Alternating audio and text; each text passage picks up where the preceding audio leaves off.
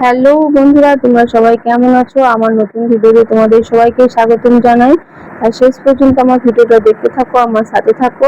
তো আজকে দুপুরের মেনু আছে শুকনো শাকের ভাজা, উচ্ছে ভাজা, পটল ভাজা আর মাছের ঝোল। তো উচ্ছে ভাজা, পটল ভাজা এইসব হয়ে গেছে, মাছ ভাজাটা এখন চলছে। তো আমি সেই সব ভিডিও বানাইনি, কারণ একটু তাড়াহুড়োর মধ্যে আছি।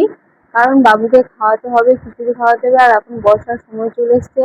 তাই উনানেও প্রায় জল উঠে যায়। তো ভাবছি দেখি কতদিন উনানে রান্না হয়, নইলে গ্যাসে রান্না করতে হবে। আমাদের বর্ষার সময় উনানে খুব একটা ভালো রান্না হয় না, কারণ উনানটা মেঝেতে আছে, তো জল চলে আসে। দেখো এখন মশলাটা আমি কষে নিচ্ছি, কারণ মাছের ঝোলটা আমাকে করতে হবে।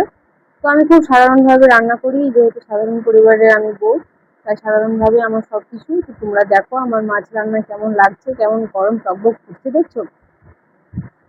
এবার সেসব ছাড়ো, তো দেখো আমি ঝোলটা নামিয়ে নিচ্ছি। এটাই আমার লাস্ট, মানে আজকের মেনু শেষ আজকের মতন।